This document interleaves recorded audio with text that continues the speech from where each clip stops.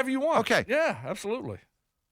Is it a big deal to you that the Nuggets are below 500 against the top teams in the NBA this year?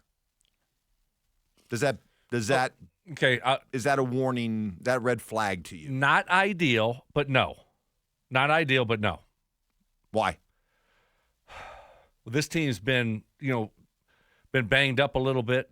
So I would have to go back and look at those games that they lost to these teams above, what'd you say, above 500? No, these are the top teams. Okay. We're talking about Oklahoma City, Cleveland, Boston, Knicks. I'd have to go back and look at who played in those games. Right. Because the lineup's been so all over the place that and the other thing is, people are making a big deal about that Boston loss. Was it last Sunday early? Oh, they haven't beaten one of these top tier. I don't care about Boston. I don't care about Cleveland. Right. I don't care about the Knicks, Right. the Bucks. Oh, wow. We'll deal with that in the finals. Yeah, good problem to have, right? Yes. Yeah. So I don't care about any team in the East. I really don't. I'm not going to overthink that. So I'm just looking at the West. I'd like to get one from OKC. I'd like to split there. You got back-to-back on the road. I mean, if it was up to Evans, Jokic would sit both of those games. I never said that. Tonight, we just need I to. did say that. I did say I'd sit him tonight. Mike. I'd load manage him tonight. Yeah, I did say that.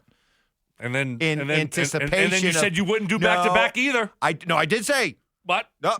Huh? I did. No, I said sit tonight, play both games No. against Oklahoma City. And then I said next Saturday, you got Washington at home, load manage him there. I'm checking the tape on that, Mike. You said no more back-to-backs for him. You said load After manage. this one, you do have to play both games against Oklahoma City. You do. No, you do. You do. You did say that, Mike. I remember you saying that. Thank you. Like, I'm backing you up. backing me up. Oh, he You did. would load manage him tonight to play back-to-back with OKC. Yeah, you thought. Sit out against Washington. Yeah, you thought Johnny had Fever my was gonna A2 me. Yeah, I did. I was ready to pounce, Uh-huh. too. Dang it. Anywho. It doesn't matter. He's playing tonight. No, they're gonna ride that horse. Yeah, exactly. But Do obviously, they matter? I mean, you're not catching OKC, No. right? They are 11 games up on you. It doesn't matter to me because OKC is one of the top tier teams, and you need to send a message that the Nuggets can beat these teams if they're on and they're healthy. They can beat anybody. So. And then you get to the playoffs. It's a different world. You think you're going to remember back to, I don't know, March 9th. Oh, man, we're going to really think about that game March 9th when you're playing OKC in June. Okay, hold on. I don't think so at all. Hold on a second. Hold on. Let me bring this into your world here, okay? So you're telling me this is even when you guys were established in Indy or established here with the Broncos, okay? But let's maybe go more with the Indy part of it. You were already established as a AFC championship team and a championship contender. You're telling me that if you were playing the Patriots in week 9, you wouldn't consider that sort of a litmus test type game for if you met them again in the playoffs? You wouldn't. Great question, Mike. I'm really glad you asked that. Good, Bill. Bill. I think it's a good question, Bill. Let's see what Stoke has. No. No. It means nothing. Means Different. nothing. No. Okay. I mean, don't you I asked for honesty. That's an honesty. Yeah, no, I mean, it's just because it is. It's a different world when you get in the playoffs. It's so different. So the regular season at that point means nothing. And what you did in the regular season, just throw it all away. Throw it all away. You're in a different season. It's a different world. They're going to come up with new game plans. And basketball obviously is different because you're playing OKC, 4 times this year or something like that, or more. So usually in those games that you're talking about, it was 1 time. Sometimes you play teams twice. But it really means nothing. Interesting. Something tells me though, if you had played for the Patriots and Brady, you would have looked at it differently. Huh? They had Stokley. Oh, Tommy. Tom, if you were playing with Tommy and you were playing Peyton and the Colts in the Week 9 game, maybe he probably would have demanded a little bit more of you. Wow. Shout out to Tommy. No. It's different. All right, so that's a good answer. So if that's the case, then I will believe you, and then I will look at these 2 Oklahoma City games this way. They don't have to win both of them. They don't have to win either one of them. But would you at least acknowledge they've got to show well. You can't if you get blown out in 2 games against Oklahoma City, you really think that won't have any bearing on a potential playoff matchup with these guys? If you go back-to-back at Oklahoma City a month before the playoffs start and get blown out twice, who had no bearing? Would we get beat by 40 both games? Okay, I'm Mike. not talking about 40, but you said blown out. We know what you want to go crazy here and you go know nuclear. You know what a blowout looks like. If they go out and lose 2 games, if they lose the first game on Sunday, 124 to 107, and then the next night they lose 118 to 97, you're not going to be like, "Ooh, that's not good." Well, I'll be like, that's not good, but I won't come in here on Tuesday and say, "Oh, they got no chance if they play OKC in the playoffs." I might. Well, I'm speaking for myself. All right. So, is Aaron Gordon playing? Is he completely healthy? What's going on with Gordon? Strother's still hurt. Hopefully, he gets back in a month. You know what they say? Styles makes fights. So every style's a little bit different. Playoff style's a lot different than regular season style. And I'm more concerned about just holding on to the 3 seed or getting the 2 seed. I think that's more concerning to me if they lose 2 in a row to OKC. Why are we talking about them losing 2 in a row? They're not losing 2 in a row. They're going to win one of those games. Okay. Book it, Dano. Book it. We shall see. I want to get into what the Avs did and the import and the impact of that trade. But first of all, quick on this Is It Just Me Friday, giving you a chance to get those hot sports opinions off your chest, heading off into the weekend.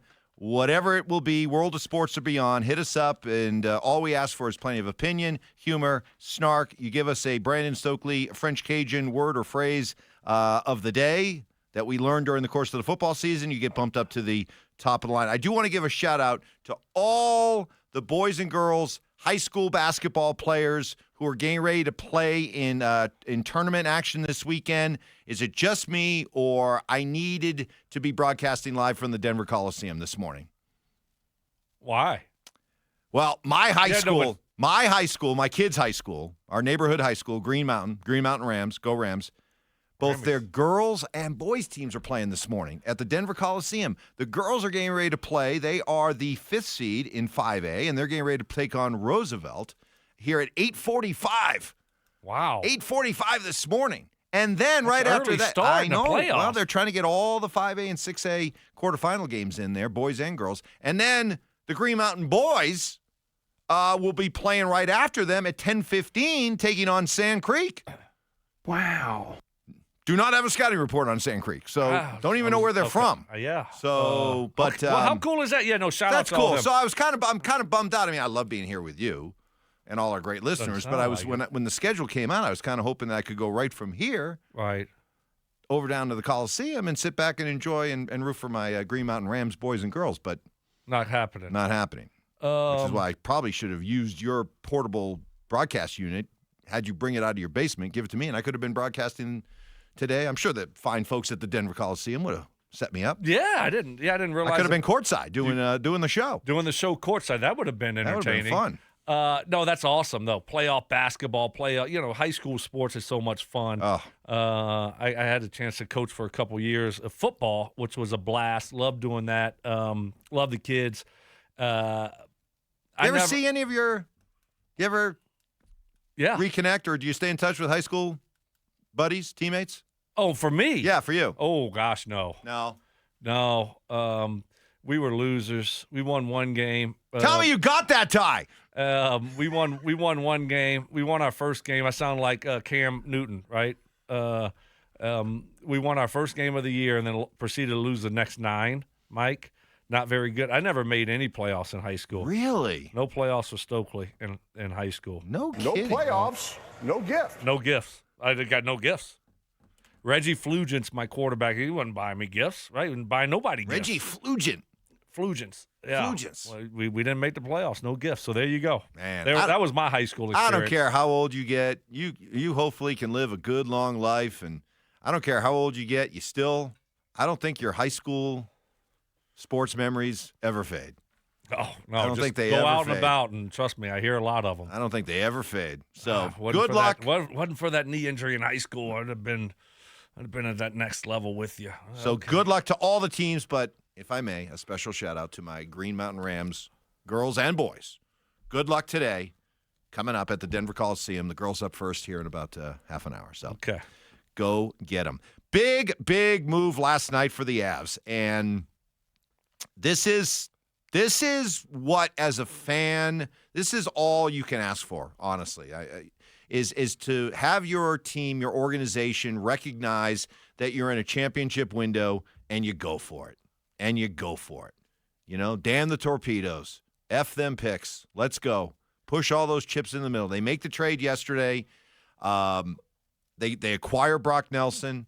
On paper, Stoke, the search to find that second-line center that I believe has been the biggest hole to fill since they won the Stanley Cup, and they haven't done it, was finding that replacement for Nazem Kadri on that second-line center. They've run through a lot of different guys. I mean, geez, who are the guys they've gone through? We had, Alex Newhook. We had Ryan Johansson. We had Casey Middlestat was supposed to be the guy. He got paid to be the guy. He hasn't lived up to it. Now they've made the move for Brock Nelson.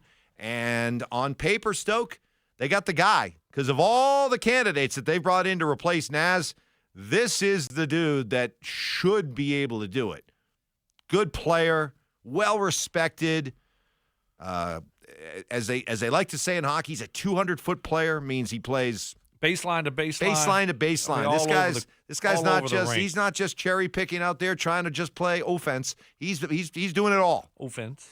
I love that from Bednar. It's a good move. He's big. He can skate. He's a 200-foot player. That's my first time ever hearing that. Oh, that's a great term. It's the first time I've ever heard that. That might be the ultimate hockey compliment that you can give a hockey player. If he's a 200-foot player. Yeah, is that the equivalent of a 5 a baseball player?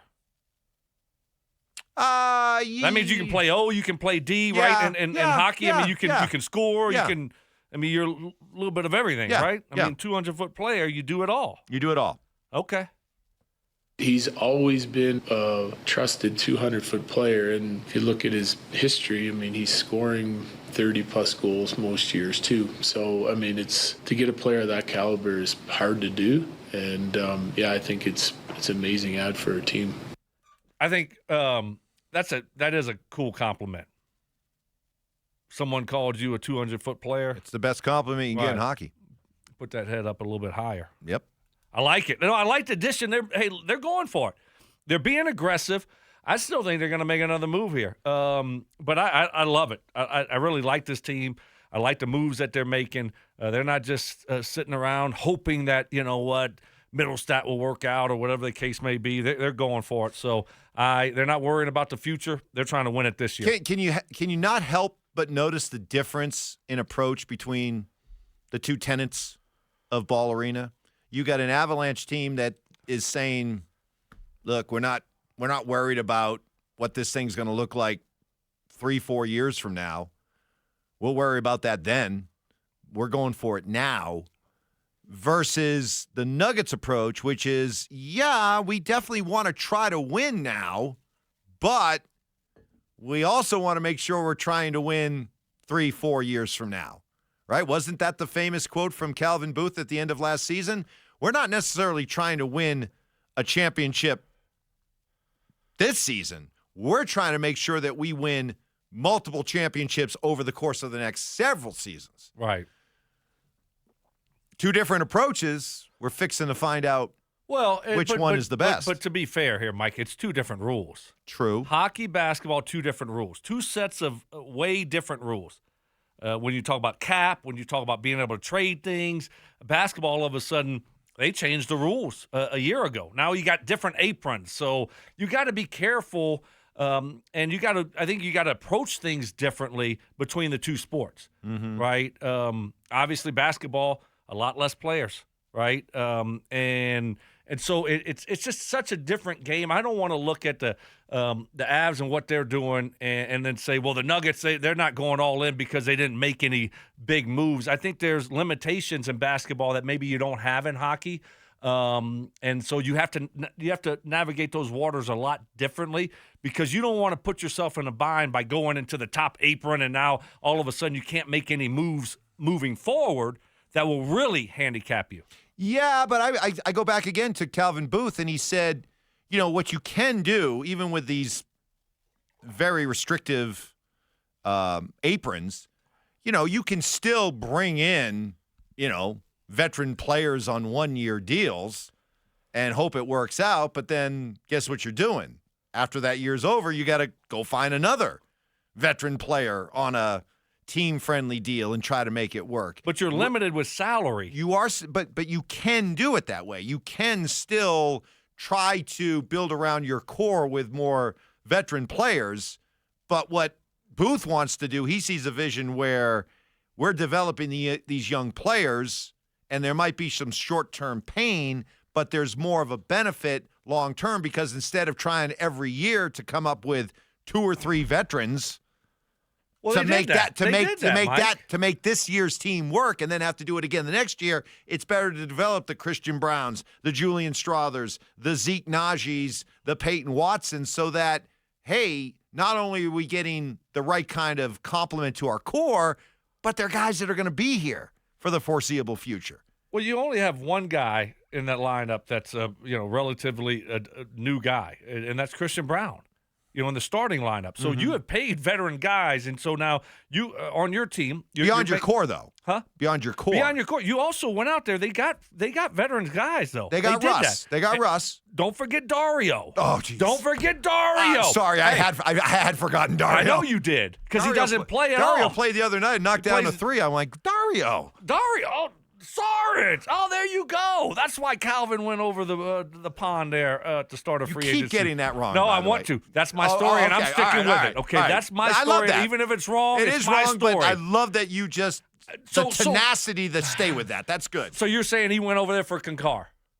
Yes, Vlatko. No. Yes. And Dario. He wanted to get. It was more Vlatko than it was Dario. That is my narrative. I don't think you want to pigeon your whole. But you stay with that. Okay, I will. But anyway, so they did go out there and make some move for veterans. How did the Russell Westbrook thing work out for us so far? It's been great. He's been a great addition. And when you have a roster like the Nuggets do, with a heavy top 4, of course, you are going to have to supplement it with some young guys. And that's every basketball team out there. I don't think you're going to look up and see 10 guys that have played 8 years or more on a roster. So this is how you have to do it. You need to hit on your Russell Westbrooks and your Dario Sarics, though, so those veterans can come in. And obviously Dario has been a big swing and miss. But so I just think that when you look at how hockey and the rules there and how you can try to do different things to take that next step, it's a lot different than basketball.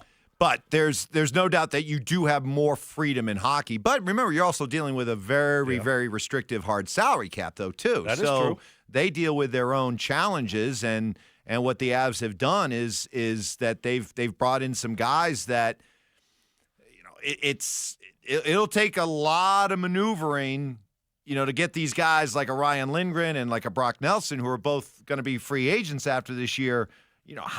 How do you look at these guys as perhaps being part of the future? You're not sure because of all the questions out there. But you know what? That's a problem for another day. And honestly, I listened to Nathan McKinnon say this. This is our years. It's up to us. But yeah, that's there's no other way.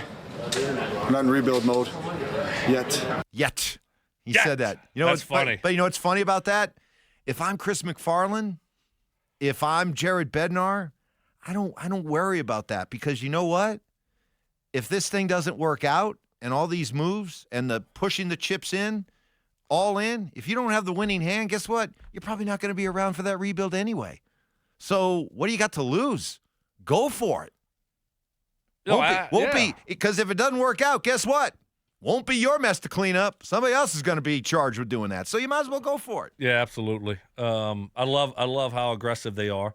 And then, you talk about the hard cap, right, in hockey, and it's, football at least is flexible. You can always just cook the books, right? Just cook the books. Maybe some under the table payments. Cook the books. Cook the books. Couldn't you do that? What are you talking about? And I cook the books. Hey, wink, wink. Here's a little cash under the table, right?